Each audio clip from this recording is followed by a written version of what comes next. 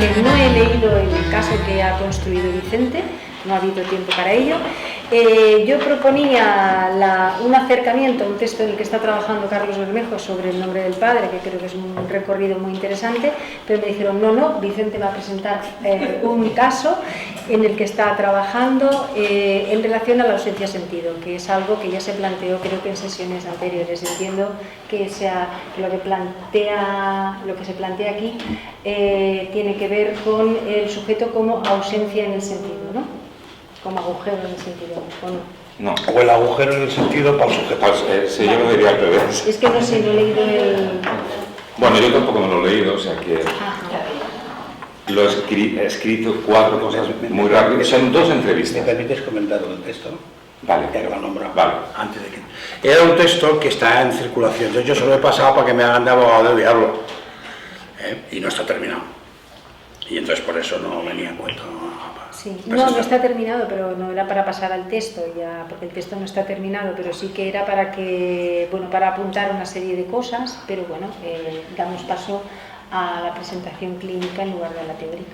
Ese tampoco está terminado. ¿El caso o la construcción? Sí, la construcción. ¿El tratamiento o la construcción? No, me pareció un caso interesante, porque la última vez hablamos del tema de la violencia como una posible respuesta a la absence, a la falta de sentido. Y justo después tuve 2 entrevistas, solo 2 entrevistas con un chico, y me pareció paradigmático, sobre todo de cómo se puede hacer un diagnóstico muy rápido, o al menos una hipótesis diagnóstica muy rápida a propósito de lo que hemos ido comentando. Cómo se puede situar la violencia en determinados casos, y creo que también algo de la absence en este caso particular, que cogía un poco esas cosas. Son 2 entrevistas, con lo cual evidentemente no está trabajado, lo he disfrazado un poco como se va a grabar, por eso lo he preferido escribir al menos el principio.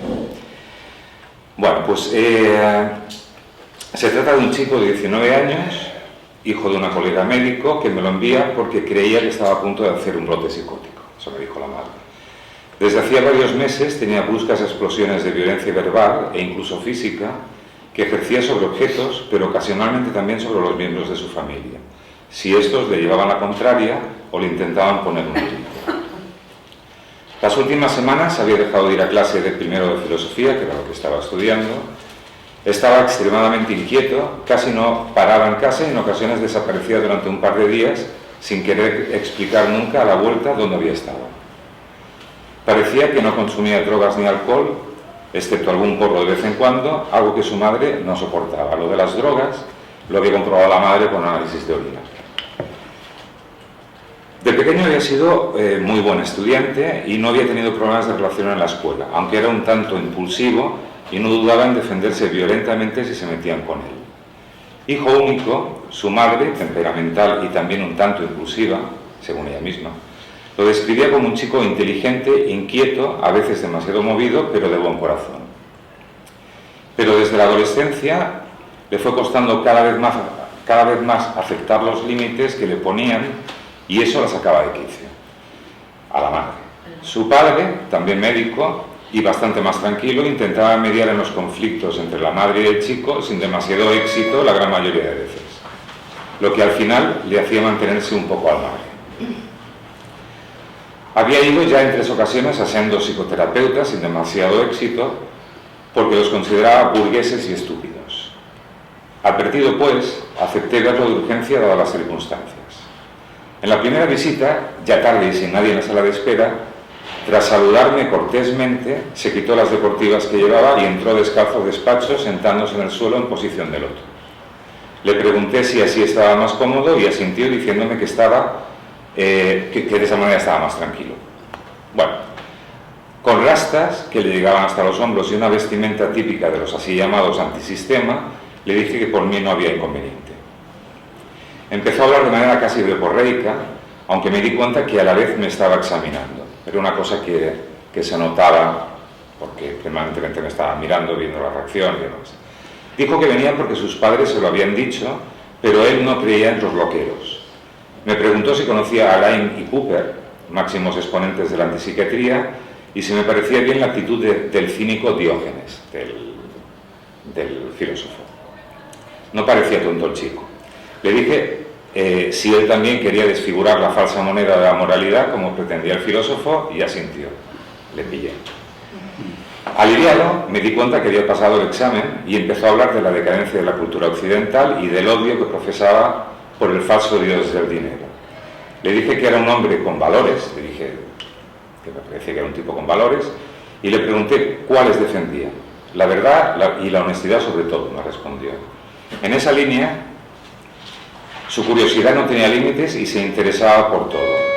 No podía entender cómo habían personas que con tanto por descubrir no se empeñaban en investigar las cosas más a fondo y sin prejuicios ni imposiciones culturales o de los poderes fácticos establecidos.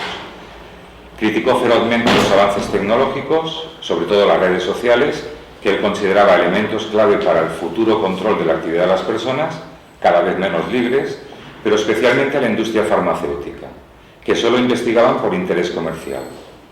De hecho, me dijo, no habían querido desarrollar tratamientos más eficaces para el cáncer, por ejemplo, porque eran más rentables los tratamientos paliativos que debían seguir los pacientes durante meses o años. Me llamó la atención el comentario y le pregunté si había conocido directamente algún caso de enfermo de cáncer. Y casualmente, su abuelo había muerto de uno de páncreas cuando él tenía 11 años. No tenía mucha relación con ese abuelo, pero los padres no le habían explicado nada de la enfermedad de aquel y se quedó en shock cuando de repente le dijeron que había muerto. No lo podía entender. No encontraba sentido para esa muerte, siendo su abuelo una persona relativamente joven y hasta entonces bastante sano. Desde entonces no había sido el mismo. Ni esa ni ninguna otra muerte tiene un sentido concreto, más que el que le podamos dar de manera particular, le dije. Él no creía en Dios, pero pensaba que después de esta vida había algo más, quizás otras dimensiones. ¿Qué me parecía la teoría de los multiuniversos paralelos?, me preguntó. Le dije que no conocía demasiado esa hipótesis cosmológica, pero me parecía interesante. Me habló de la película Los Otros y me dijo si creía que pudiera haber seres que habitaran otras dimensiones y que se pudieran cruzar en nuestra vida. Le contesté que no tenía una idea concreta al respecto, pero insistió en que fuera más preciso. Hasta aquí lo que pude escribir, no me ha dado tiempo de más, y sigo. La verdad es que a partir de ahí es un poco confuso. Yo le dije, me preguntó, bueno, ¿tú conoces a gente que haya visto espíritus o algo así? Y le dije, sí, he tenido pacientes que me han dicho que han visto espíritus. Bueno, entonces, ¿tienes alguna idea al respecto? Y le dije, bueno, sí, la verdad es que tengo alguna idea al respecto, me refería a los pacientes. ¿Lo has investigado entonces? Y le digo, sí, un poco lo he investigado. Me dice, bueno, pero es que antes no me has dicho que lo habías investigado, sino que no tenías ninguna idea al respecto. Dije, no, lo que he investigado ha sido los pacientes. No, pero claro, tú me has dicho que no tenías ninguna idea a propósito de si hay vida más allá de este mundo. Digo, no, sobre eso no tengo una idea clara, pero me acabas de decir que sobre eso tienes una hipótesis. ¿Qué hipótesis tienes? A ver, sobre eso no, sobre los pacientes. Entonces se levanta de golpe, empieza a gritar, me empieza a decir, tú eres como todos, no haces otra cosa que engañarme. Digo, bueno, a ver, tranquilo, no, pero es que no me dejaba hablar. Empezó a gritar, empezó a tirar las cosas del despacho al suelo y permanentemente me decía, ¿pero por qué no me dices la verdad? ¿Pero por qué no me dices la verdad? Yo digo, te estoy diciendo la verdad, lo que pasa es que no me escuchas. No, tú me has dicho que no habías investigado y sin embargo sí has investigado. Bueno, eso duró como 15 minutos interminables, Evidentemente se levantó, yo mantuve la calma todo lo que pude, fue a buscar las zapatillas, se las puso, tiró 2 o 3 sillas que había por el camino. Yo le dije, oye, entiendo que te puedas poner nervioso, pero podríamos hablar. eres como mi madre. Todo lo quieres hablar y siempre tienes la razón. Bueno, vale, estupendo. Entonces le dije, no, yo no creo que tenga la razón, es que creo que no tengo ninguna razón, es que no me estás ni siquiera dejándote explicar que no estamos hablando de lo mismo.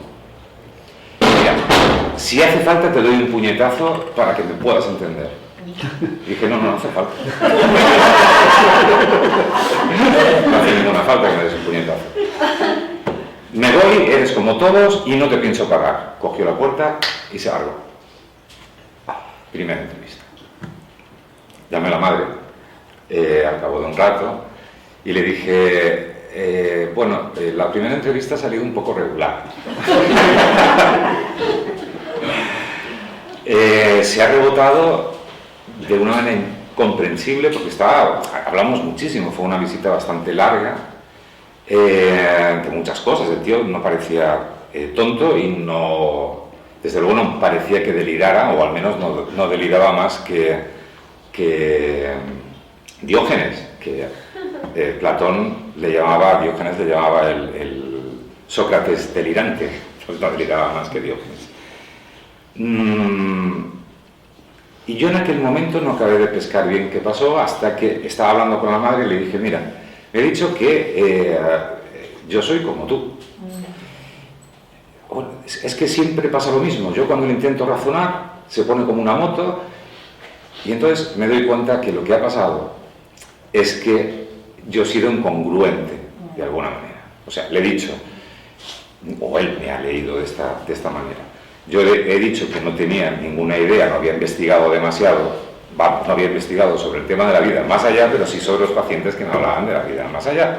En cualquier caso, él me encontró una contradicción. Eso es una falta en el otro. ¿Y qué ocurría? Que no tiene significante de la falta en el otro.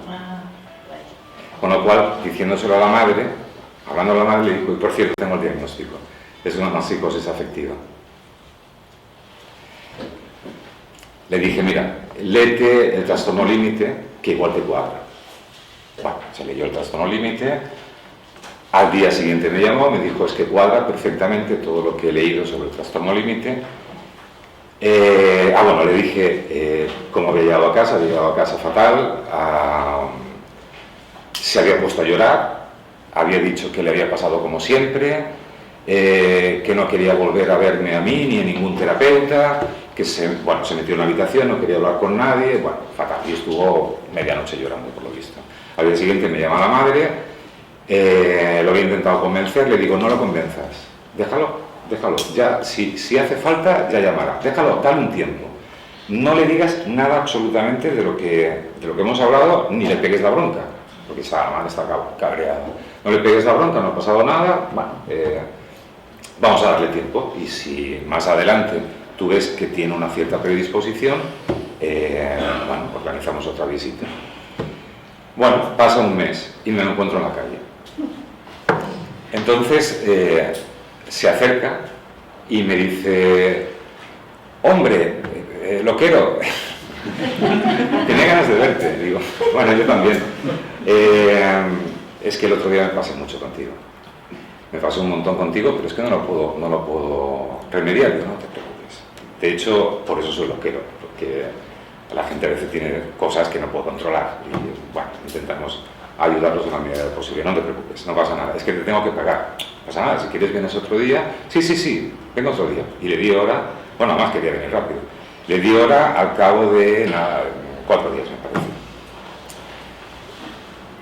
Cuando lo veo, en la segunda visita, y última de momento, viene totalmente diferente. Entra, me saluda también cortésmente, se sienta en la silla, no se saca las zapatillas, no hace ninguna cosa rara, y me dice, me preguntaste, y yo lo había preguntado en un momento, ¿por qué te envían los padres aquí? Y no me había respondido. Dice, tú me preguntaste por qué me envían mis padres aquí, lo viste en la última visita, no lo puedo controlar. Entonces me cuenta que no soporta las cosas que no puede entender. Y lo que no puede entender pero no soporta las cosas que no puede entender, particularmente, bueno, no soporta las cosas que no puede entender y que le engañen sus seres queridos. Yo digo, yo soy un ser querido. Me dice, no, pero me caíste bien. Joder. Entonces no soporta que le engañen.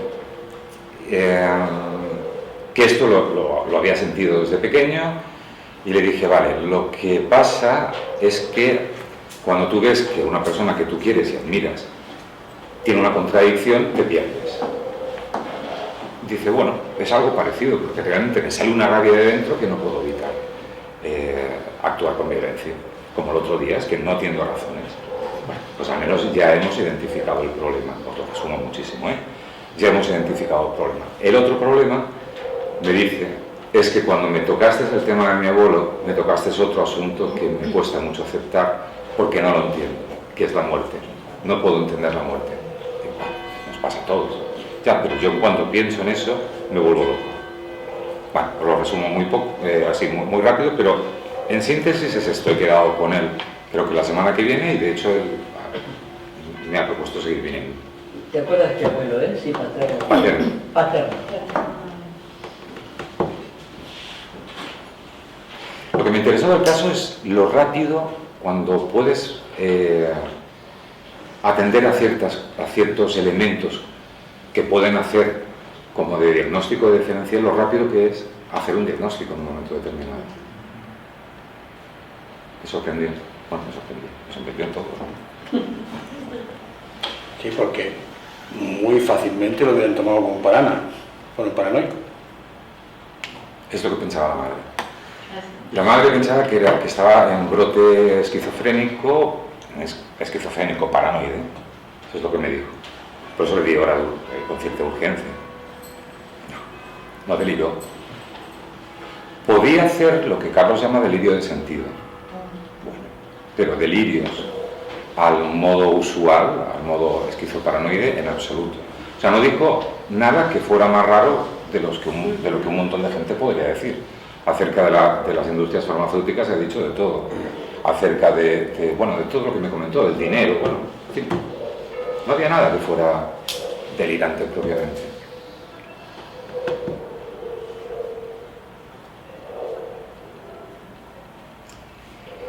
De hecho, vino muy bien lo de Diógenes, porque le pregunté eso, si le dije, bueno, a veces te vas por ahí y no apareces en días, ¿qué haces? Bueno, me voy a la playa y duermo en la playa. Me gusta estar en contacto con la naturaleza, yo estoy duermo en la playa, hablo con la gente luego al día siguiente. No creo que hiciera falta el dinero porque hago intercambios, obviamente toca la flauta y tiene un perro. Y bueno, y él a cambio de tocar la flauta pues puede pedir lo que sea. Sí. Y bueno, y no haría falta el dinero en principio. Es que Diógenes dice la leyenda que Diógenes tuvo que emigrar a Atenas porque en su tierra natal fue acusado de falsificación de moneda.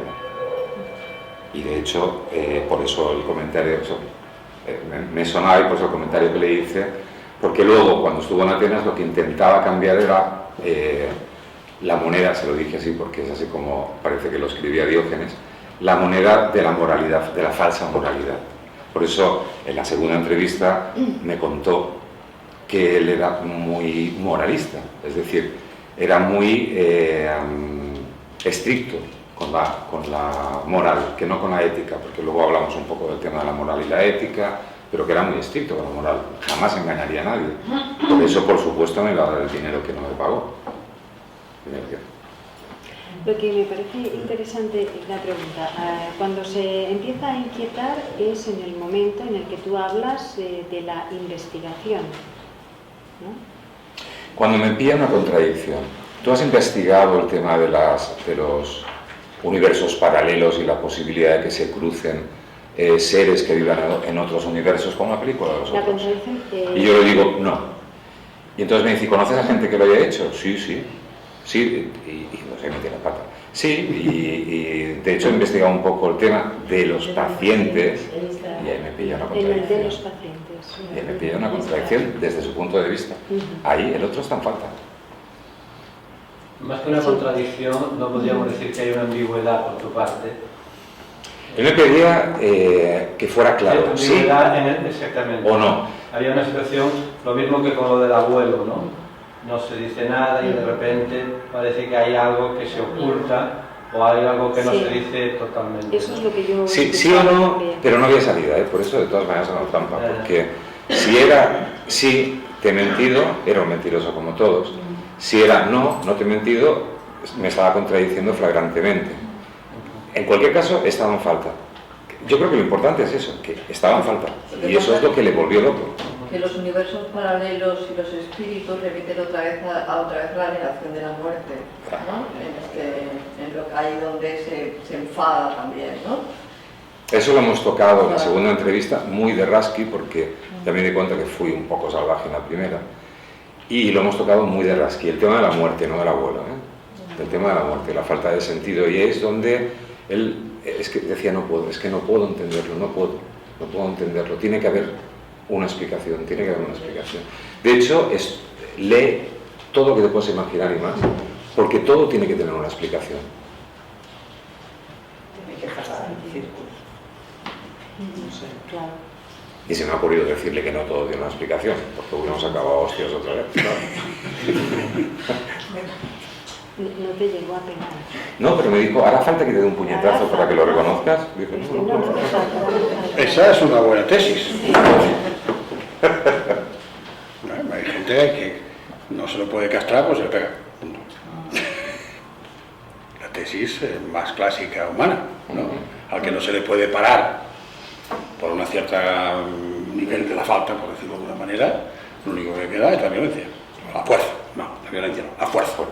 Que yo creo que este chico más bien utiliza la fuerza que la violencia, puesto que lo que envía es un mensaje. Es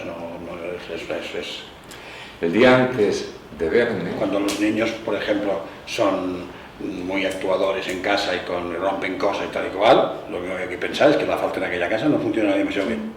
Por primera hipótesis. el día antes de verme, de hecho en la segunda visita, el día antes de verme en la segunda visita, venía bastante compungido. Bueno, me explico, bueno, se sentía mal porque había pasado tal, y por una cosa que había pasado que no lo sabía, que era que la noche anterior había dejado un cigarrillo apagado encima de su cama.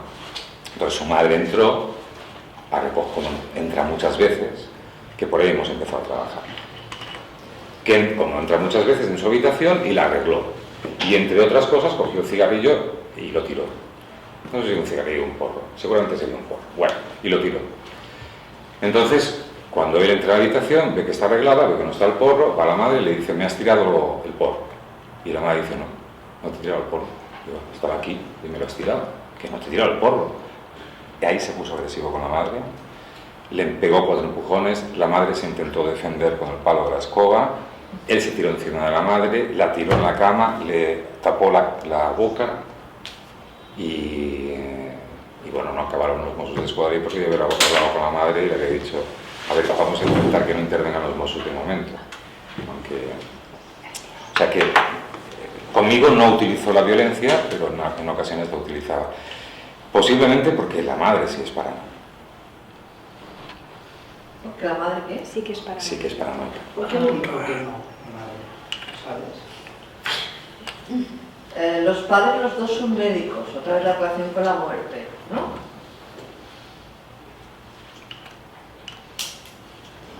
Sí, la muerte para él, como para todos, es un problema, pero para él es insoluble.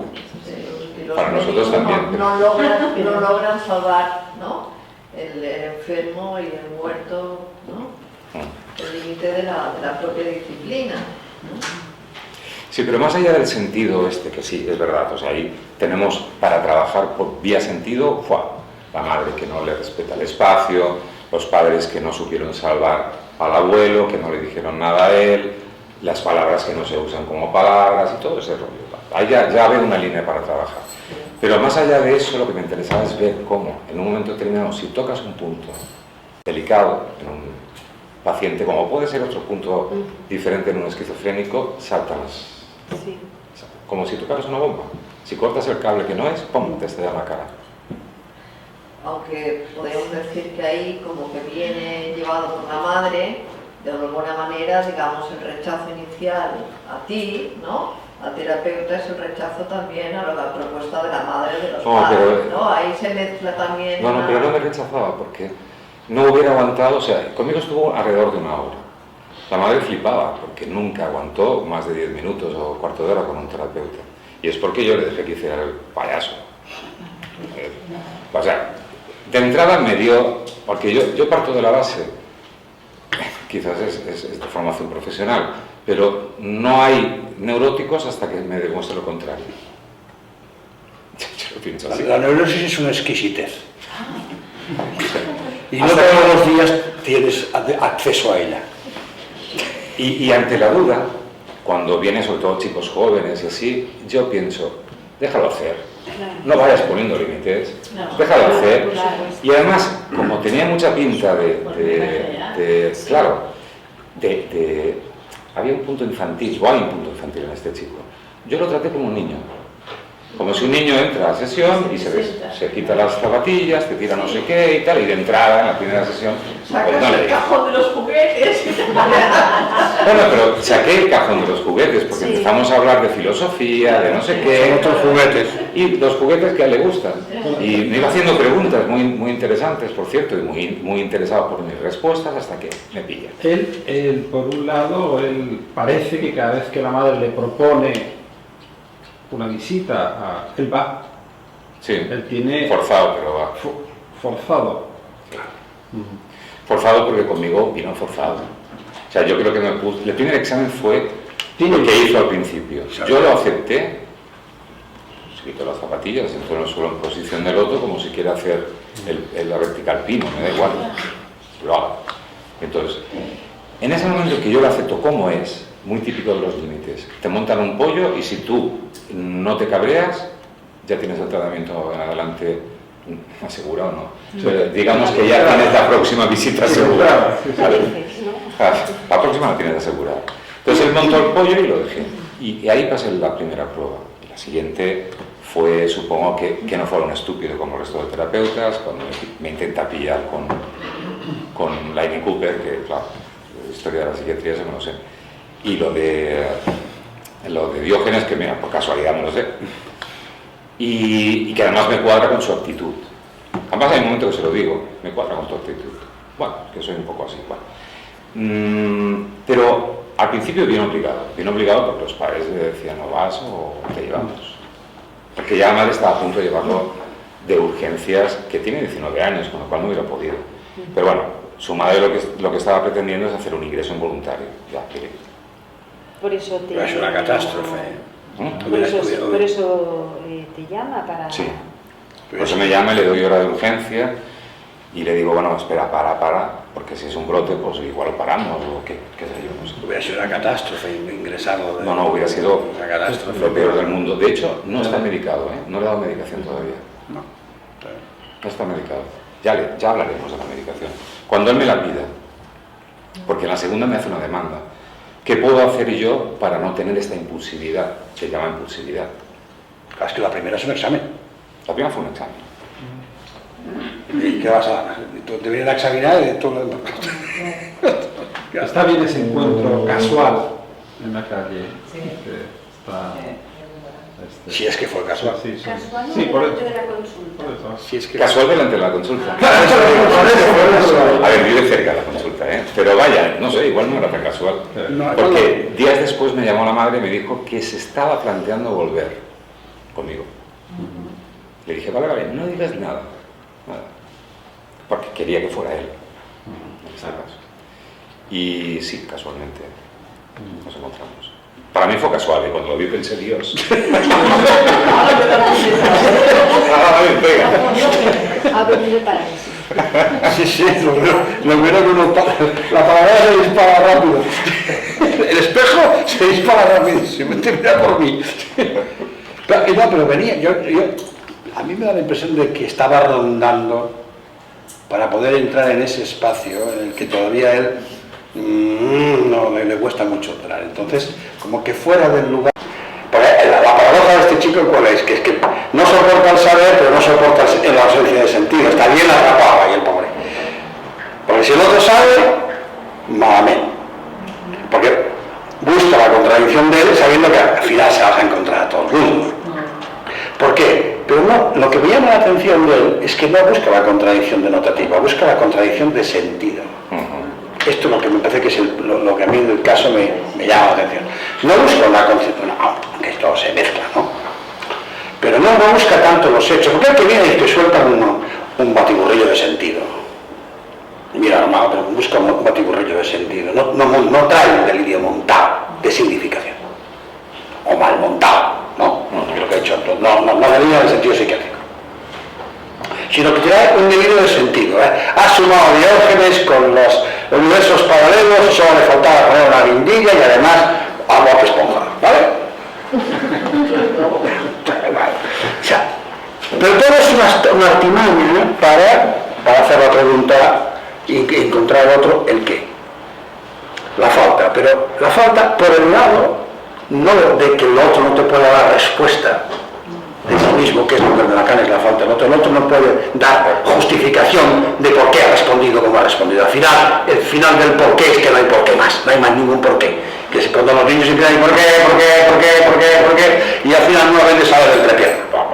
Punto. ¿No? Ahora no se dice así, ahora dice porque lo dice la maestra, o porque lo dice los derechos del niño. Ana, todo el mundo saca las pulgas de encima. En cambio, el tío, ¿qué busca? Va buscando sentido, ¿y qué es lo que no soporta? Fijaros bien que lo que no soporta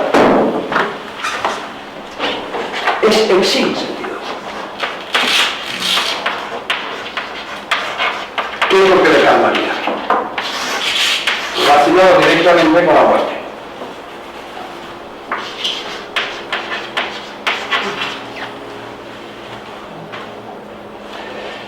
El sin sentido es el equivalente a nivel de esto. Porque si, es que eso no tiene sentido. No tiene sentido, y tiene sentido de que no tiene sentido. Por eso Lacan dice aquella famosa frase de que el sin sentido es la máximo sentido. Y al principio, bueno, si es el sin sentido, no. Es el sin sentido que dice no tiene sentido. Y no tiene sentido también tiene sentido. Eso es una paradoja, exactamente igual que la falta del otro. Es una paradoja del mismo nivel. Y otra cosa es cuando ya va buscando esta barra que en la madre parece que no está. Ahí la barra no está. Entonces están las dos cosas mezcladas. ¿Vale? Pero fundamentalmente lo que le machaca es la muerte. Y la muerte, ¿qué no te aporta? Podéis mirar por la pérdida, si queréis. Vale. No parece que este chico venga por ahí. Dice, yo no me la puedo explicar. No le encuentro un sentido. Es decir, para él, puesto que esto le falla, vamos a escribirlo así, le envía a la ausencia de sentido, no es lo mismo.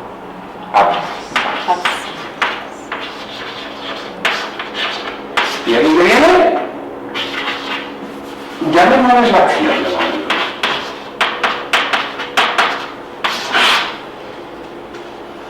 Porque la pregunta es, ¿por qué no es un melancólico deprimido como la mayoría de los mortales cuando se pega cuando hay dificultades con la falta del otro? O sea, ¿por qué no es un arrestado? Deprimido, decaído, aunque fuera con una depresión más rara, después tiene 19 años y no fuera una clínica clara, ¿no? Pero fuera otra. No. La frase es muy clara, un deprimido no te dice te voy a dar un puñetazo porque me entiendas. Espera que tú le des un puñetazo para que lo levantes. Más bien espera lo contrario. ¿Qué es lo que aparece aquí? Entonces, mi hipótesis de trabajo es coger y decir, si aquí Lacan coloca entre lo simbólico y lo real, coloca un intermedio que llama el espacio de voces, que es simbólico y real, está ahí en el medio, ahí es un espacio. ¿Por qué no colocar un equivalente, y tomando equivalente con todas las comillas que queráis ponerle, entre simbólico e imaginario, llamamos un espacio de acción? Sí, que podría ser un goce o no, en fin, no está suficientemente trabajado como para poner exactamente terminología muy cerrada y muy fina. Un espacio de acción. Es decir, si aquí se puede significar, pues las cosas funcionan de una manera u otra. Pero y aquí viene el problema que hemos tenido en España y en todos los países latinos con las traducciones de los alemanes. Eso me lo enseñó cuando hice los cursos de doctorado el doctor Piurach, que era profesor de filosofía alemana, pero además hablaba alemán de puñeta madre. Vale.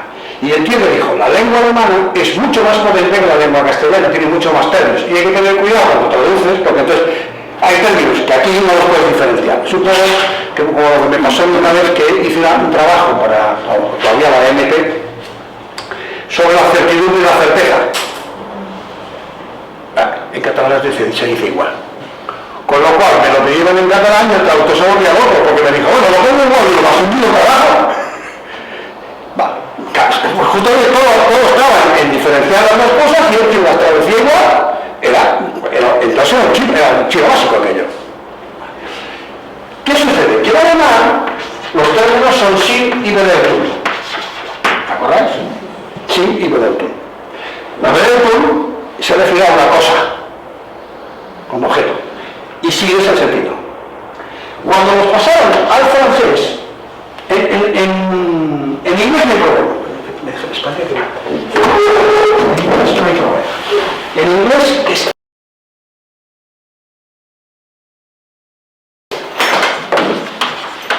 senso y denota. No hay confusión nunca. Si te confundes eres tú que estás confundido, pero la lengua no lo confunde. Pero en francés es sens y significación. Y este es el lío. Porque significación nos hace la idea, nos produce un efecto de sentido y luego traducimos bien. Por eso unos de Colombia me propusieron hacer esta traducción. Significación, sentido y significación de representación. Ellos propusieron referencia y nos dije que no, para no meterlos con el imaginario. Entonces se entiende mejor. Porque para nosotros significación es un proceso. Entonces se puede significar en sentido, que dice un lingüista, o se puede significar en denotación ideológico. Son dos cosas totalmente distintas. Por eso, si recordáis, no sé qué se me haya de los últimos, Lacan dice, yo traduzco, ¿cómo puedo sin el bedeutung por denotación? Al final pasa por el lado que no había querido pasar en la instancia de la letra. Cuando habla de sentido y significación. Y dice aquella famosa frase de que las metáforas, la metonímia tienen sentido, generan sentido, pero solo la significación, o sea, la metáfora, traspasa la barrera de la significación. Cosa que a la gente no acaba de entender. La metonímia también es una significación, es un sentido. Entonces, si lo traducís así, no os confundiréis nunca. Sentido es denotación. Sin y bedeutung, y en castellano, en francés el sens, significación, ya tenemos el día, y en castellano es mejor, significación, sentido y significación de notación. O sea, si explicas el proceso y el efecto, ¿vale? Es mejor traducido así. Y no utilices jamás referencia, que es como se ha traducido aquí muchos libros de Freire, que es el que inventa esta diferenciación, y poner referencia. Si lo entiendes no pasa nada, pero referencia, cero, mejor no usarlo. Esta es la opción. Y así coge los libros alemanes, coge los libros ingleses y no te confundes nunca. Un inglés te dice, with denota. Jamás te dice, with significa. No. De hecho, muchos de los errores de las traducciones al inglés han venido por estos términos, por estos problemas. ¿Vale? Entonces, este tío, ¿qué es lo que pasa? Que Lacan nos trabajó muy bien el fallo aquí. Nos dijo, a nivel sintáctico, entre comillas, el otro está agarrado. La única manera de saberlo es que tengamos un significante que nos lo diga y paremos. ¿Y paremos qué quiere decir? Crear un fantasma. Una realidad. Esa es la tesis de Lacan. Pero, sobre el sentido, dijo aquello del sentido de fuga, que se puede generar mucho sentido, que es como un toral, que no sé qué, pero no entra nunca en un tema. Y el único trabajo creo que fue Guattari y no he dicho más que animadas. Pero animadas. Porque se puso en plan viejo francés. Entonces, ¿qué pasa? Nos dio toda la vida hablando del sinsentido. Que es cuando trabaja la idea de que una frase puede ser gramatical y no tener sentido, y ser gramatical, o sea, estar mal construida y tener sentido. Que es un trabajo de los lógicos. Seguro lo vamos. Entonces, el sinsentido dice, ¿qué quiere hacer? El equivalente a lo bárbaro. Hay un punto donde no hay más. Pero claro, no, perdón.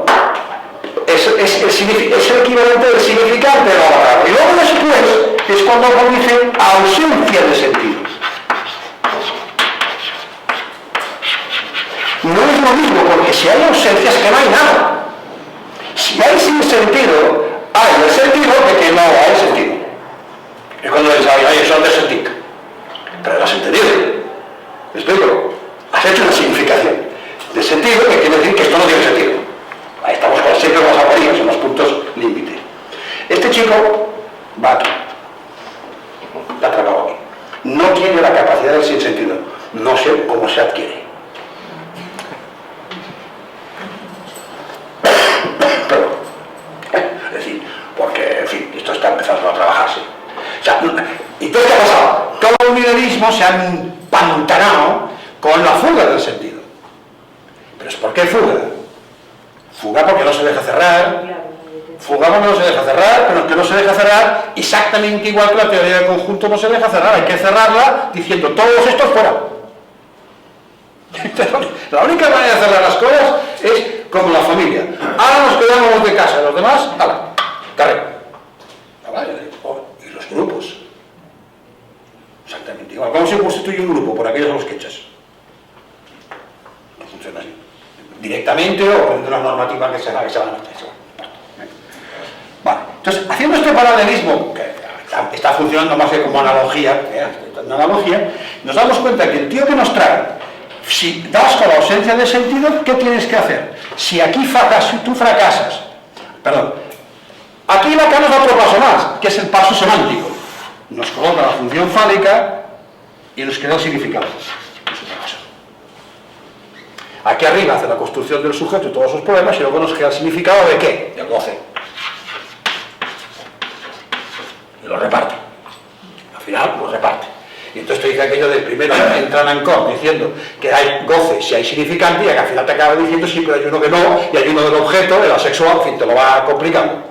Pero es gracias al primero que va haciendo este efecto. Aquí no tenemos este paso. Si está, yo no lo he visto. Por eso que viene a decir, el síntoma se genera con el sentido, porque donde falla esto, dice en el Tourdin, solo nos queda el sentido para construir el síntoma. Donde ya no hay más significante, donde no hay más significado, donde no hay más función fálica, donde no hay nada de nada, al final genera el sentido. La única solución es cerrar con el sentido. Por eso dice aquello de cadenas de goce, sentido, jugando con el término Jouissance. ¿Vale? Pero cuidado, es goce y sentido, no goce, sentido, como todo lo mismo, no es goce del sentido, es goce y sentido. Si queremos decir que el sentido tiene otro goce, también es un goce, pues va, de ahí entramos en terminología. Entonces, ¿qué sucede aquí? Si fracasa esto, hacemos un delirio de significación. La psiquiatría. Significación, referencia, en fin, todo lo que la psiquiatría ha ido construyendo a lo largo de la historia. ¿Y si fracasa este? Si el sujeto no puede pararse del sinsentido que representa la muerte. Porque la muerte, todo el mundo lo dice, a cielo abierto, no tiene sentido. No es la contra... A veces sí que ves a un neurótico cabreándose con Dios por su falta. Porque Dios nos ha hecho mortales. Se ha pasado este terreno. Se va a la falta del otro. Entonces, ¿qué hace? Escupe a Dios, normalmente el lapo le cae en el ojo y ahí se queda. O le castiga. ¿Eh? O le castiga. O le castiga, ¿no? Porque Dios a veces tiene mala castaña. A los judíos los ha hecho poco a veces. Entonces, en cambio, si te das con el sinsentido, ¿y qué haces? Bueno, empieza lo que yo llamo la conformidad. Que consiste en aquella frase, ya se sabe que esto es ley de vida, y todas estas cosas que nos decimos cuando estamos aquí. porque no sabes qué decir, porque no hay nada que decir. Te puedes abrazar, en fin, hacer lo que podéis. Ahora, si resulta que no se puede parar en el sinsentido, entonces salta la ausencia de sentido. Y eso es lo que hay, que es lo que explicábamos el otro día, estamos ya del lado en el que ese, y cuidado que esto va cerrado. Es decir, esto no va a empanar. Entonces, ¿qué te hace? El delirio de sentido. Entonces la pregunta es, ¿qué es el que te trae? Muchas veces el melancólico o el bipolar. Trae a veces un pequeño delirio de sentido.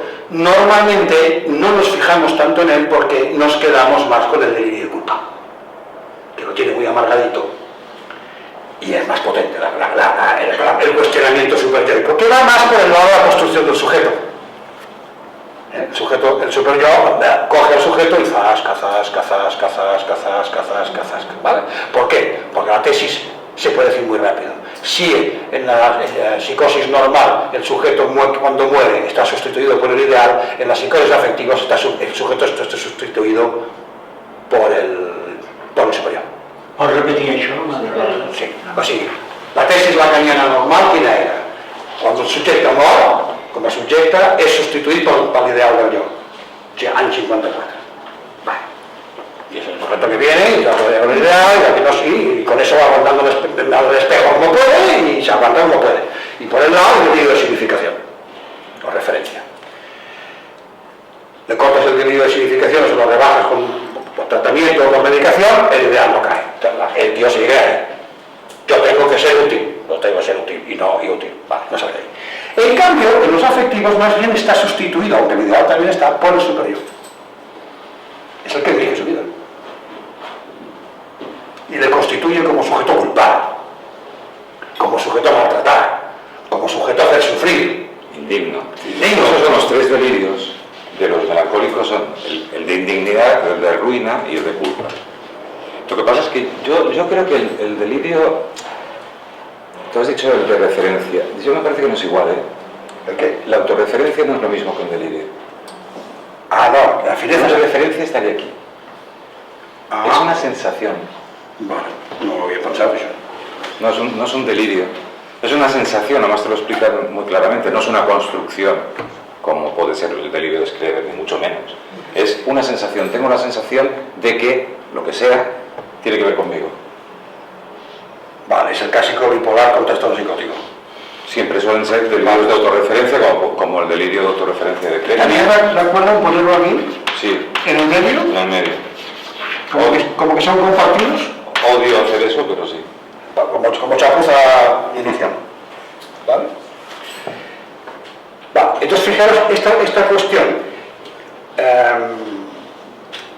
que nos envía directamente, el otro día lo veíamos, y lo mismo estoy diciendo, a que si hay ausencia de sentido teníamos todos los efectos de despersonalización, de irrealización, todos los efectos de destrucción del espejo y del narcisismo.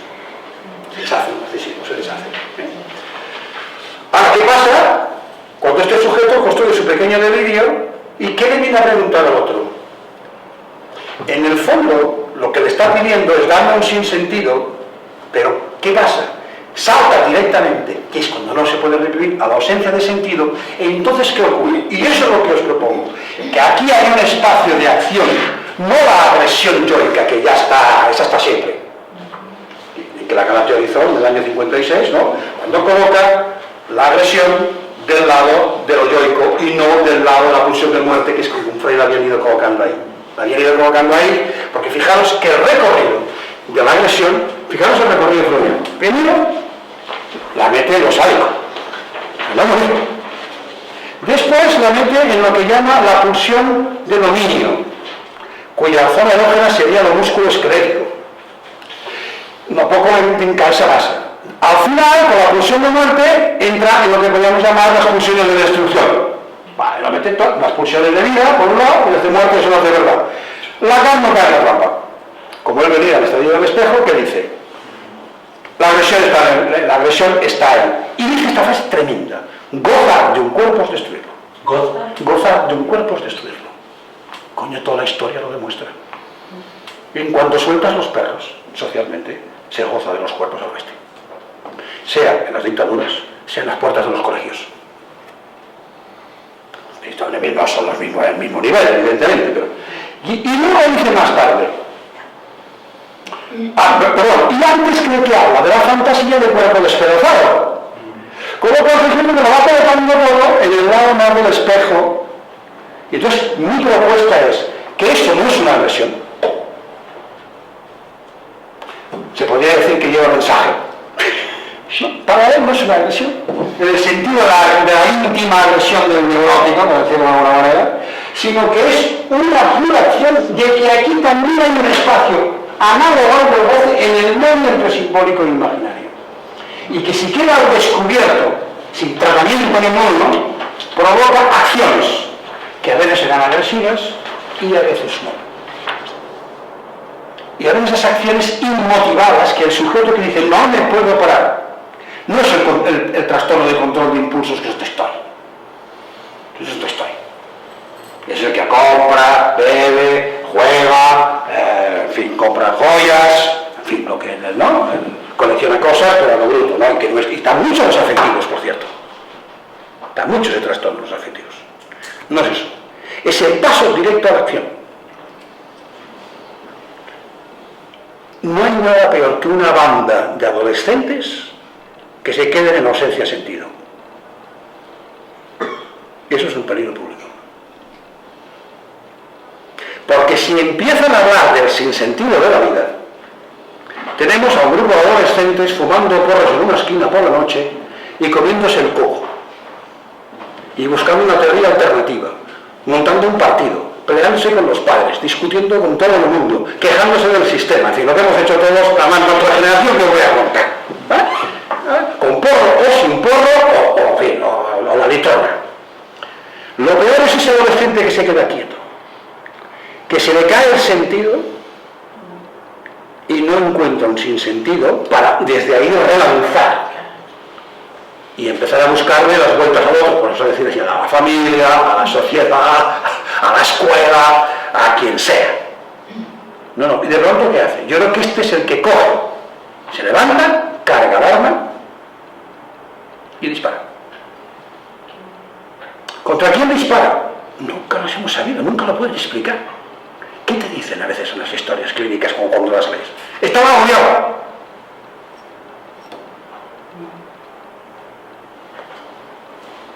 ¿Qué explicación es esa? Entonces, si alguien no te puede dar una explicación, ¿qué quiere decir? Que no pasa por el significante. Es decir, no te lo puede explicar. Si no pasa por el significante, no te lo puede decir.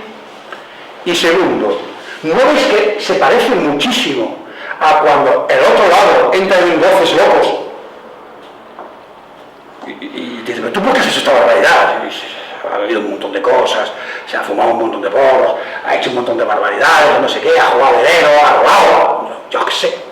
Y cuando le preguntas qué haces, no sé qué, no sé cuánto, no sé qué, ya está. Y lo que cuesta hacer esa historia, es decir, entra en goce, puro y directo, que en el lenguaje antiguo diríamos que se ha puesto pulsional en vivo y en directo, por decirlo de alguna manera. No, aquí no hay pulsión ninguna, No es las ganas de matar, no tiene nada que ver con los instintos que llaman de matar a los americanos, no tiene nada que ver. ¿O sí? ¿No habéis pensado nunca la angustia que tiene el psicópata ante el sinsentido, ante la ausencia de sentido? Es que aquí me parece que la angustia juega un papel. Pasa que esa angustia, yo creo que habrá que ir ampliando la doctrina, pero no es lo mismo la angustia que la agobio, o que vayan por ellos juntos. O como cuando Lacan intentó en el seminario 7 hacer una teoría de los afectos, que va a surtir una chapuza considerable, le apretaban con el afecto, no sabía consultarse, no quería dar un paso en falso, porque no tenía doctrina, y entonces hizo aquel cuadrito de Le Moi, ¿no? tal y cual. Pero aquello no ha dado de sí, no de sí, ha quedado el verdadero afecto es la angustia. El agobio es otra cosa. No lo sienten como angustia, no les provoca ansiedad, no tiene signos de ansiedad, el sujeto no suda, el sujeto no... En fin, no tiene esa... La angustia siempre te da un componente subjetivo que te frena. Incluso el psicótico, anda que no lo frena. y la angustia psicótica, ¿no? En el momento determinado, que a veces los psiquiatras la desprecian, ¿eh? No, porque no la transmite tal, a veces el psicótico no la transmite bien, el horror de angustia que tiene interno. Yo creo que aquí hay otra cosa. Y creo que el mundo moderno nos lo está planteando en vivo y en directo. La gente, tras un periodo de grandes depresiones, la pandemia, decía Moya, ¿no? La pandemia de la depresión, de pronto nos empieza a venir la pandemia de la acción que nosotros denominamos violenta. Para no catalogar la acción, ¿cómo la catalogamos nosotros? Y de pronto te encuentras con que cuanto más se reprimía la sexualidad, más aparecía por otro lado. Cuando más, no diré represión, porque me parece que no es el término apropiado, pero cuando más se ha querido terminar con la violencia en la educación, ¿qué tenemos? La mayor violencia.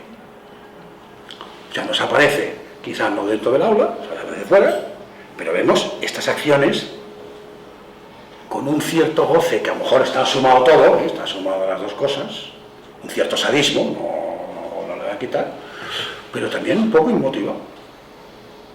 Esos ataques furibundos, de golpe. Bueno, los 3 chicos que quemaron a la indigente. A Samolina. ¿Cuánto hay de sadismo, vamos a decirlo así, de goce sádico, y cuánto hay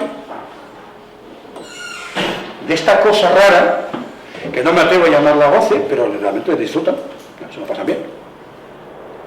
Esta cosa de poner de grabarse la imagen y ponerlo en internet, haciendo delitos que les cuestan unos disgustos absolutamente tremendos.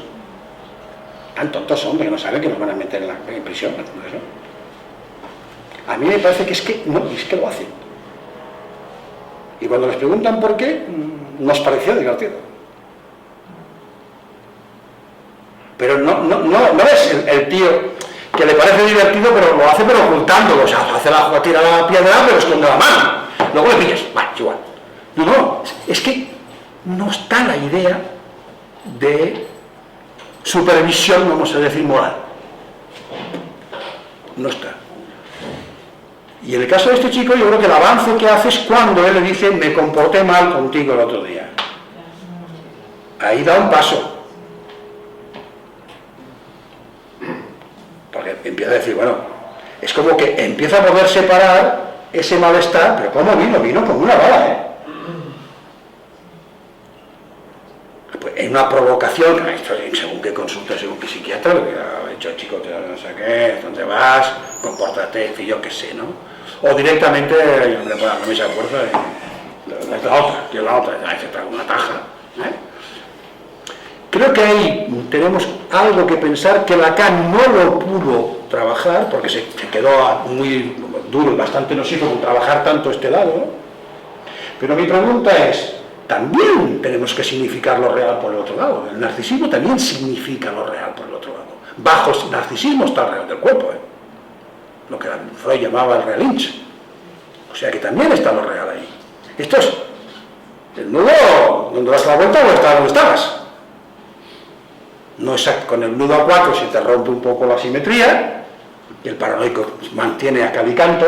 Creo que ahí estás bien con la madre mantiene la simetría perfecta. De todas maneras, a mí en este caso me parece también interesante el hecho que hayas intervenido en la madre, ¿no?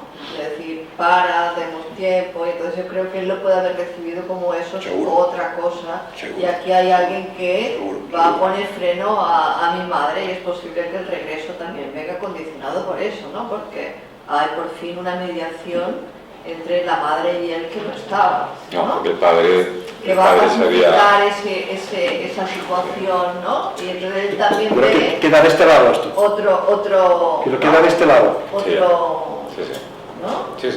Por ejemplo, nos ha llamado mucho la atención por qué los afectivos mienten como beñacos. Como todo el mundo. No mienten más. La mentira forma parte de su estructura.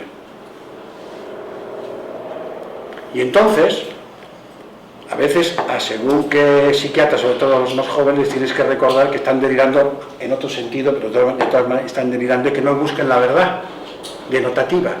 que no busquen la verdad denotativa porque no está ahí. Entonces, a mí me parece que aquí hay un concepto de mentira totalmente distinto de lo que llama Lacan la mentira del deseo, es decir, ahí donde te miento, te digo la verdad, donde ahí donde te miento en el enunciado, te digo la verdad de la enunciación. No, no. Aquí hay algo de la mentira que se juega, y en este caso es muy interesante. Porque él viene a decirle, tú eres un mentiroso como tesis y certeza. Eso parecería el postulado. Exacto. Tú mientes. Y le busca las vueltas hasta que la encuentra. O sea, no va buscando que diga la verdad, que sería el examen del neurótico, ¿no? El gazapo que te pone el neurótico, si patinas, ¿no? No. Busca encontrar la mentira. ¿Por qué me mienten? Y yo me pregunto, frente a la muerte, ¿te queda alguna verdad más que poner? Todos nos contamos una mentira.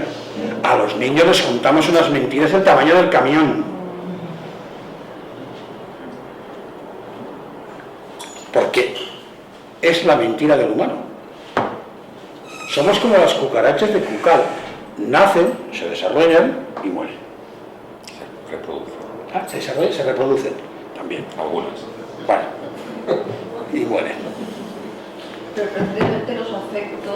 Era el anuncio criminal. Necesitan mentiras, ¿no? El afecto necesita mentiras, porque sin mentirijillas la afectividad es insoportable. Yo tenía una paciente que le pegaba unas bolas a su pareja descomunales.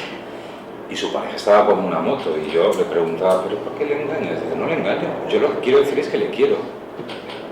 Para ella, lo importante era transmitirle que le quería. Lo que le estaba diciendo... Me gusta el fútbol, me gusta no sé igual qué, que sea. me gusta lo que sea. Yo quiero decir es que la quiero.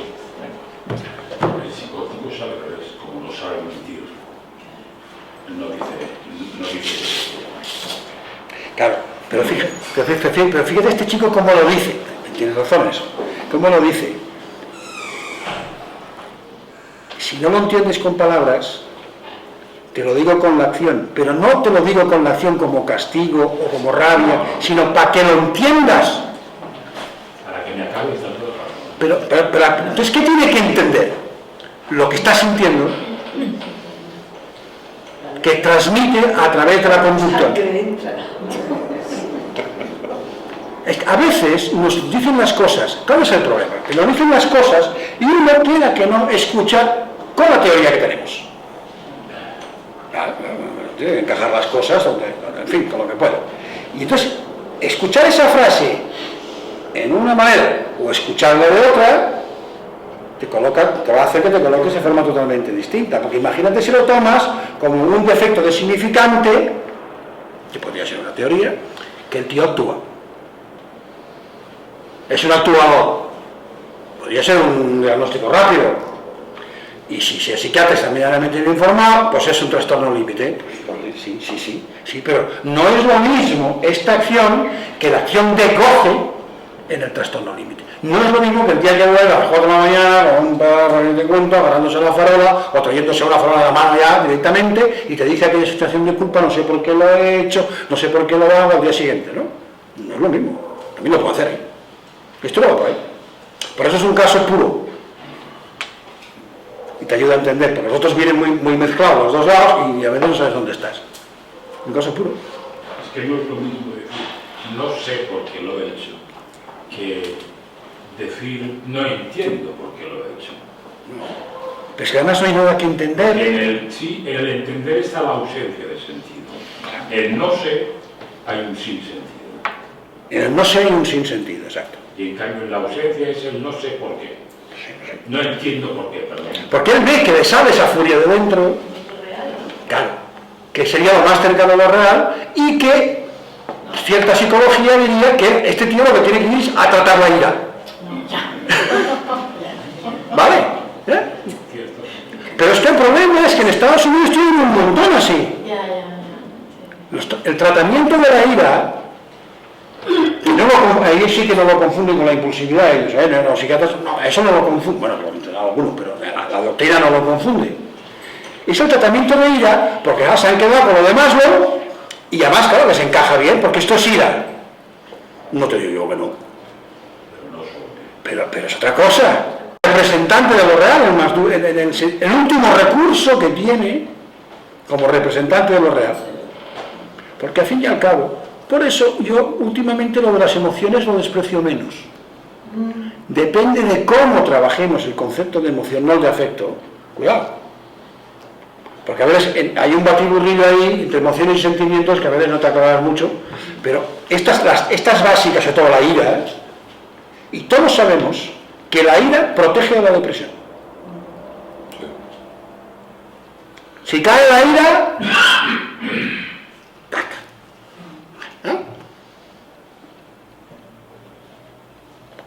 Muchísima gente se protege. Y en los adolescentes y en los niños, sobre todo en los adolescentes, 19 años hoy en día es casi un puber, prácticamente, ¿no? Está muy al día. Es decir, cada vez tenemos más gente con déficits, yo creo que lo he ido transmitiendo, de la estructura imaginaria frente a lo real, ¿eh? Aquellos de los primeros lacanianos, el yo como resistencia, ni puñetero caso, a lo narcisístico, imaginario, que nos decías, que eso no se enganche usted con el paciente, con eso, quite. Vale, sí, con los buenos neuróticos, sí. El yo fuerte y el neurótico, bien constituido, ¿no? Yo que hablábamos el otro día, las manchas bencetas, todo bien, pues, y cuando no, este tío no significa nada, ¿eh? No está la significación de notación para nada, no lo ha traído nada de todo eso. Está en la significación sentido. Y está bien atrapado. ¿Y qué le ha fundido? La muerte, como todo el mundo. Los niños, la muerte es un palo duro, ¿eh? ¿Y qué hacen? Se mienten. Y el tiempo, ya está muy lejos, ¿no? Esto está muy lejos. Bueno, sí. Entonces, ¿por qué no pensar, insisto, en un espacio de pseudogoce, de tipo acción conductual,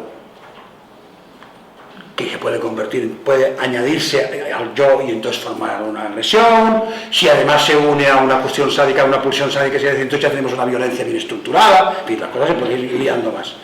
Previo ahí, o sea, no estaba imaginario frente a lo real en directo. Hay un espacio ahí, porque si no el conductismo no hubiera funcionado. No es que funcione, pero a ver si me explico. Cuidado, pero a ver, hay que saber un poco leer a los otros lo que han transmitido, ¿no? De todas maneras, ahora con esto que estabas diciendo, entenderlo bien, ¿no? Pensaba otra vez en el caso, en lo de la postura esta de loto, ¿no? Con la que se presenta el paseo en la playa o la estancia en la playa solo, entiendo, ¿no? Es como buscar también esta fisura, ¿no? Que pueda de alguna manera, que no sea un fuera sentido, sino un sentido, ¿no? Cómo introducir esa ausencia en el sentido, ¿no? Quizá, no se puede saber ni en 2 sesiones. No, pero estas cosas se hacen en esos momentos. El hecho de que se presente también, no solo filosofando y calculando todo, ¿no? Como un saber absoluto, ¿no? Con esta exigencia sobre el otro y sobre sí mismo de un saber absoluto que barre la muerte, ¿no? Sino también como esta postura en que se saca los zapatos y se siente en posición, que es una búsqueda que no pasa por el sentido, ¿no? Entonces, lo busca por la emoción, busca un espacio donde... A ver, yo esto, si me perdonas, haría una lectura un poco con lo que hice ella, con lo de, por un lado, el ser ¿cómo se dice?, un antisistema, ¿no? Con toda esta actitud, ¿no? Parece que en realidad en esto del ser antisistema es un poco un querer destruir al otro, ¿no? Al otro con mayúscula, ¿no? Entonces, cuando él va a tu consulta... Perforarlo. Perforarlo. Balarlo. Perforarlo. Destruirlo, perforarlo. Bueno, yo pienso que hay un enfrentamiento al otro, un enfrentamiento frontal, ¿no? Es decir, no pero están balarlo... al otro, a los padres. Sí, los padres... No al otro. Los padres serían el primer otro, pero hay sucesivos otros. Tú en este caso, cuando entra en tu consulta, entra en una actitud desafiante. Se quita los zapatos, de alguna manera se saltan las normas de cortesía y tal por tal, y lo que va es desafiándote. Entonces busca, en cierto modo ya entráis en una dialéctica digamos, de a ver quién sabe más, ¿no? Y bueno, te desafía en ese sentido a ver qué es lo que sabes, ¿no? Y a mí esto me recordaba un poco cuando Lacan habla en la constitución del sujeto, en el seminario 10, cuando habla la alienación, habla sobre la alienación, ¿no? Que Lacan, él lo que dice que el sujeto habla del nivel de la alienación, por un lado coloca el sujeto y por otro lado coloca el otro. Entonces hay una intersección, del lado del otro está el sentido y del lado del ser está el sujeto. La intersección entre el sujeto y el ser, entre el sujeto y el otro es el sinsentido. Hay un lugar de sinsentido. Entonces, por tanto, el sinsentido es del otro, pero también es del sujeto, ¿no? Y ahí es este sinsentido es lo que lo hace caer a él. Él cae en el sinsentido y de alguna manera es lo que no tolera. A ver, cambie sinsentido por ausencia de sentido. Porque si pudiera caer en el sinsentido, es decir, fuera un neurótico y estuviera en el momento de la alienación, no estaría haciendo lo que está haciendo. Sí, pero precisamente esta entrada en el lugar del otro, es una entrada fallida. ¿Sí? No, está blindado. No, por eso, es decir, busca, pero sin embargo él lo quiere volver a intentar, de hecho vuelve. Claro. Y antes ha ido con otros. Y no hace todo lo que hizo en la primera. Que no hace nada de lo que hizo en la primera. Es decir, que de alguna manera hay un deseo de volver. Vale. Ahora te entiendo. Y lo que pasa es que cuando entra, es decir, su entrada es no aceptarse sin sentido en el que le lleva lo que Lacan también llama la afanisis, ¿no? La afanisis del sujeto, la caída del sentido, que es la caída del sujeto, ¿no? Claro, pero tú entonces supones mucho, supones que está en una alienación, no supongas tanto. No llega a estar porque la rechaza. Claro, a ver, la rechaza, ni siquiera llega a entrar. Fíjate que es el punto que yo he introducido, yo sé que no es fácil. Ahí Lacan utiliza sin sentido como vacío. Lo tiene que corregir. Porque si el sinsentido es el máximo sentido, ¿cómo arreglamos eso? Tiene que corregir el seminario 10, o el 11, no me acuerdo, cuando hablo de la alienación, ¿me entendéis? 11. Bueno, es igual, pero no importa, además lo dicen en 40.000 sitios. Vale. En ese momento, ¿qué es lo que se escucha en Lacan? Que no diferencia bien sentido y denotación. Aún no lo ha pulido bien. Capta con fuerza que el ser queda del otro lado y el sentido, porque en ese momento no tiene todavía la función fálica. Entonces no ha pasado, desde luego no ha leído a Tarski. Es buenísimo esto, ¿eh? Me permite remachar algo que pasa muy por encima. A ver. Es una cuestión terminológica, ¿eh? No es que esté en desacuerdo, es una cuestión terminológica.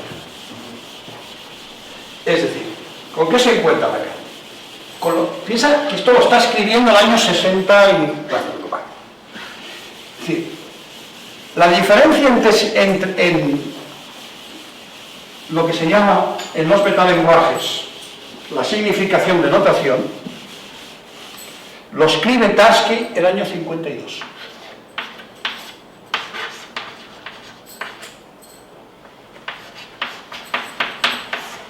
Y la mayoría de los lógicos no lo entienden. O sea, que no debe ser fácil, porque si ellos no lo entendieron es porque no era fácil. Que es cuando se dice aquí la famosa tesis de P implica Q. Es verdadero si es verdad que P implica Q. ¿Qué es lo casca el tío en su libro? Te vaya, te ha pensado, te ha vuelto loco. No. ¿Qué es lo que sucede? Que de pronto introduce la lógica algo que los lógicos no se habían dado cuenta y que tienen que corregir toda la lógica con esto.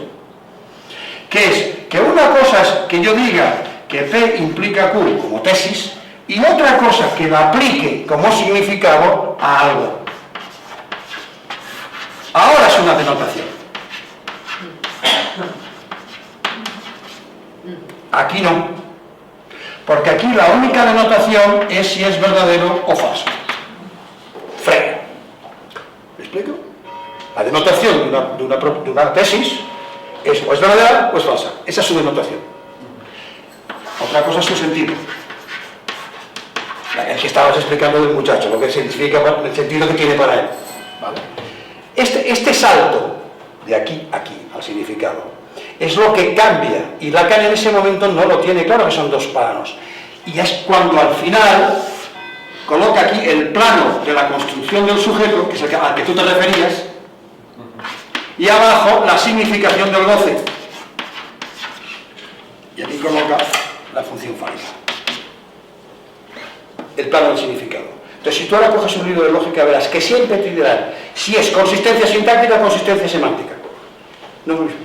Si es coherencia sintáctica o coherencia semántica. Es decir, ¿estamos haciendo aquí o estamos pasando abajo? Eso está aquí. En ese momento en que Lacan hace esto, cuando pone aquí al otro, aquí pone el campo del sujeto, si no me equivoco, aquí pone el sentido, aquí coloca el ser, y aquí clava el vacío que coloca siempre en este lugar, y lo llama el sin sentido, ha metido la pata. En el mejor sentido del término. Es decir, ¿por qué? Porque mezcla sentido y denotación sin darse cuenta. Cosa que rápida. Ahora, en Lacan no esperes que él diga que se ha equivocado. Ya lo decían los otros. Jamás se corrige a sí mismo. Dicho, lo corrige y ya lo verás si te espabilas. ¿Por qué? Porque fíjate que en el punto de construcción del sujeto, donde tú lo colocas bien, y yo te digo que ese chico está fallando estrepitosamente, me está colocando para el sentido y el ser el mismo argumento que con un objeto vaya menos fin en otros lugares. ¿Me explico? Y entonces, ¿qué es lo que le ocurre? Que es cuando está hablando del significante asemántico. ¿Te acordarás que en el mismo texto habla del significante asemántico? No es el significante, que dice que además no tiene sentido. Pero asemántico, allí ¿qué quiere decir? Abajo. No así. El significante semántico es aquel con el que no has podido significar bien el goce.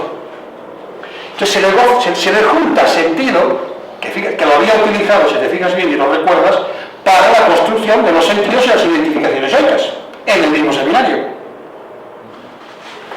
Tiro de memoria, pero cuando hace la alumna, ¿te acuerdas que pone serie de los sentidos y serie de las identificaciones? ¿Te acuerdas?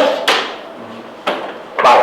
¿Qué pasa? Que en ese momento, sin darse cuenta, comete el mismo error que los conductuales con Blumfeld. Cuando Blumfeld dice, sentido y denotación es lo mismo. Toma castaña. O sea, se le escapa. No es que esté mal en el sentido de que ayuda mucho, pero mezcla dos conceptos que justamente yo llevo todo, ¿verdad? Separar. ¿Me explico?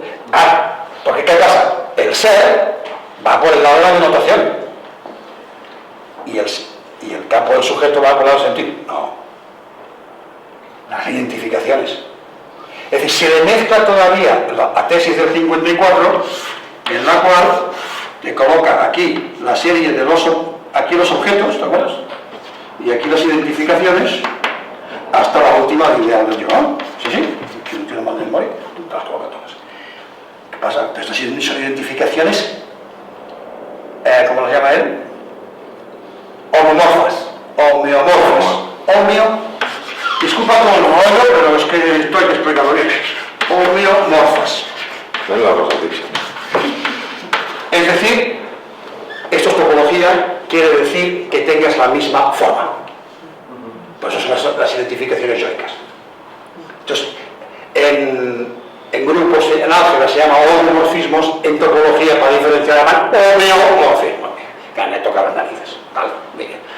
Pero luego están las heteromorfas.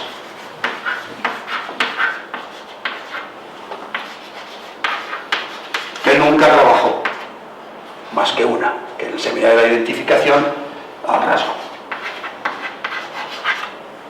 Son el significante. O sea, fíjate cómo aquí el seminario 11 hay que leerlo con muchísimo cuidado, porque hay que tomar el seminario 11 como introducción al narcisismo de Freud. Narcisismo, sí, momento de paso y de confusión. ¿Entiendes? Es un momento donde él abandona la internacional, bueno, le da una patada en el trasero, vamos a decirlo de otra manera, o se hace dar una patada en el trasero, también lo podemos pensar así, coge la épica, se va a hacer el seminario de los nombres del Padre, se le echan encima, tocar a Dios, en aquel momento, además tocar es el padre de los psicoanalistas, te inflapados, pero te inflapados. Y entonces, ¿qué hace? Tiene que improvisar corriendo y deprisa un seminario, ¿y qué hace? Como está en la universidad, pues hace un seminario entre las ciencias psicoanales y va a ¿qué hace? Los 4 conceptos fundamentales y va a hacer el cajón. Y entonces pasa de un sitio a otro. Como fue todo, yo cuando vi mi primera introducción al narcisismo dije, este hombre va en barca.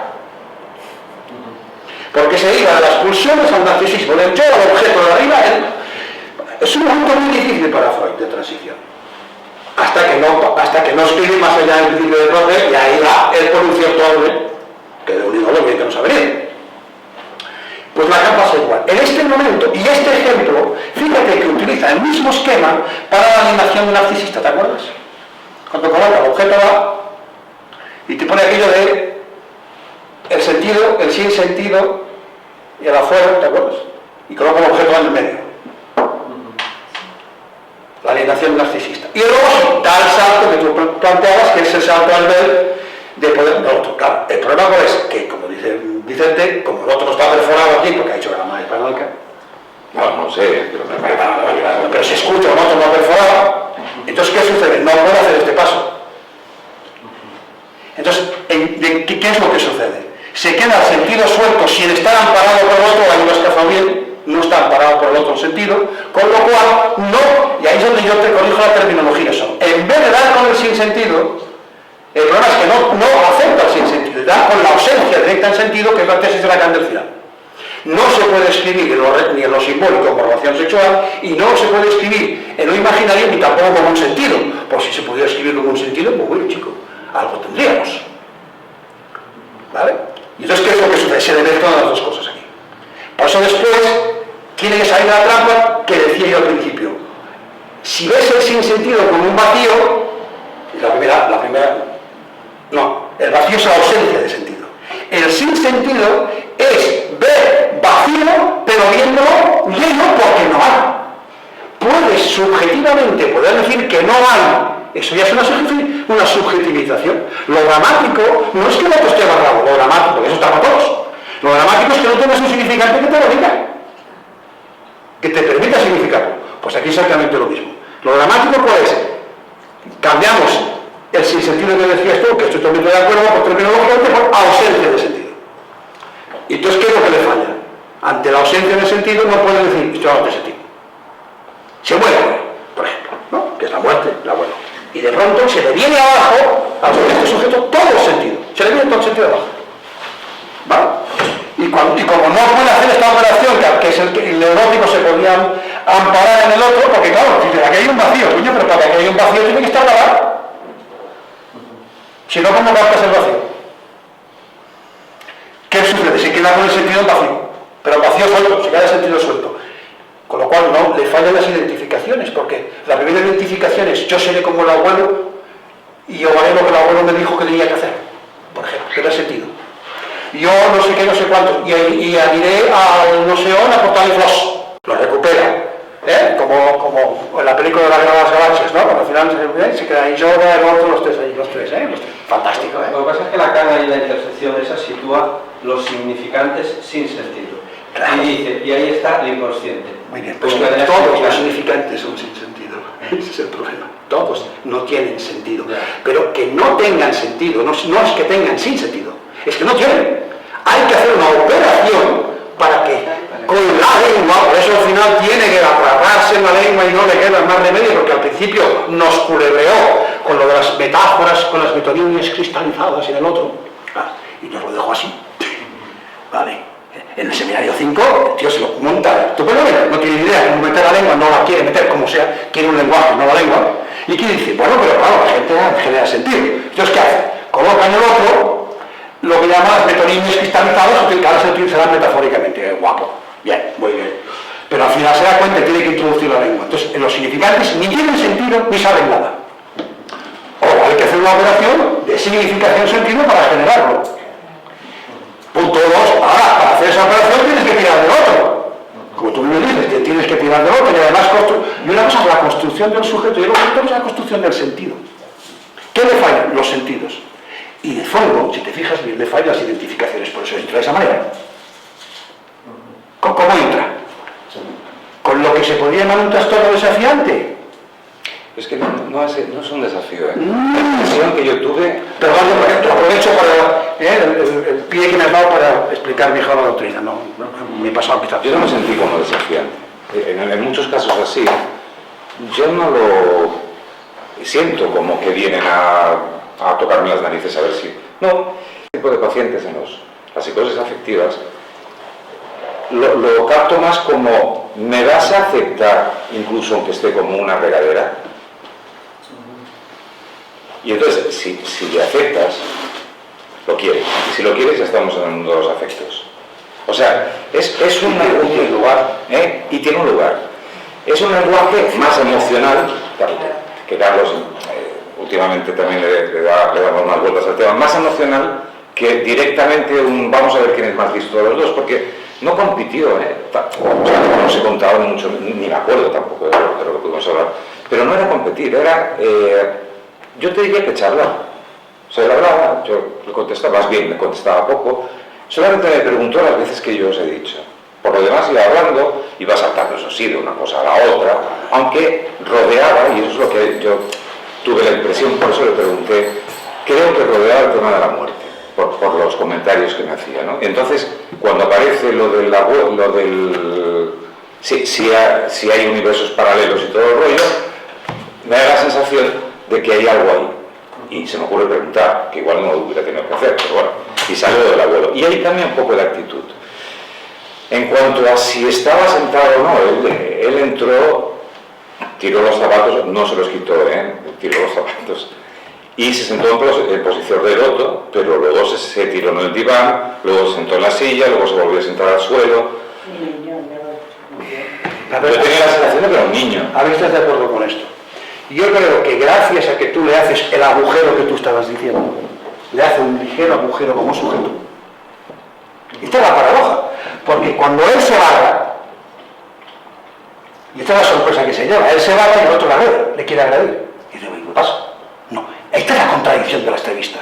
Si tú te barras y no eres como la madre, ¿por qué se pone contigo como con la madre? Vale. Que cuando le dan lugar como sujeto, mínimamente se hace un agujerito y puede empezar a hacer algo de esto como sujeto, entonces le plantea el otro problema. Pues te digo que aquí estaba el desplazo. Le dice, ¿qué puedo hacer para no tener este problema? Puede abordar el sin sentido, la ausencia de sentido. Puede, se plantea, no sabe qué es eso, pero se plantea esa tesis, pero gracias a que primero él se barra, para la madre, como decías tú un poquito, de poner a la madre un poquito de freno, cuidado, que yendo al ingreso y así no, va peor. Y entonces, ¿qué sucede? Cuando tiene un mínimo lugar como sujeto, pues es tan difícil estas entrevistas, porque te pasan de un lado a otro, como sujeto dividido, puede plantearse qué le pasa con el sentido de la muerte, aunque él todavía no lo ha ligado, lo ha dicho, pero no lo ha ligado, él no ha ligado nada. Él ha hecho como los niños, te ha metido puzzle 1, puzzle 2, puzzle 3, y ya te apañarás. Abordar lo que le ocurre cuando va con la ausencia de sentido y no puede colocar, yo intento insistir en eso para no liar nuestra terminología, porque si no entran en discusiones semánticas, que eso es peligrosísimo. Porque no puede colocar el sin sentido que le pararía un poco frente a la muerte, que no le colocamos todos. La pregunta que yo me hago es, ¿cómo aceptamos el sinsentido? De ahí la manera que, ¿cómo aceptamos la vara en el otro? Lacan nos da que es una significación, nos propone una significación, que debe ser escrita además, cuidado, no hablada, escrita. Sujeto al sujeto. Debe ser escrita. Y insiste en el seminario de la identificación, cuando habla de los significantes colocados en un círculo, el círculo de más, el más uno, el menos uno, lo da a vueltas 40 veces, pero es escrita, no hablada. ¿Cómo se introduce como mediadores, en último caso también los padres, e incluso el analista en un momento determinado, el sinsentido. Eso es de sentir. Es decir, no hay más. Porque si no genera un debido sentido. Y al pinchárselo con el concepto mentira, levanta la mano. Pero sí es cierto que la primera sesión, no sé si podríamos decir que hay un efecto de sentido que produce el que pueda venir la segunda sesión. ¿O es así? Sí. Es que es Sí, importante sí. esto en este Y lo más importante posiblemente fue... Dice que no, La barra del otro. dice que no desde fuera. ¿No? No hay Esa barra del otro, lo que mínimamente le permite volver a Pero espera. Hay un efecto de sentido ligero cuando yo lo acepto como es. ¿Vale? En ese sentido hay un efecto de sentido. tuyo. Sí. Pero él se siente acogido.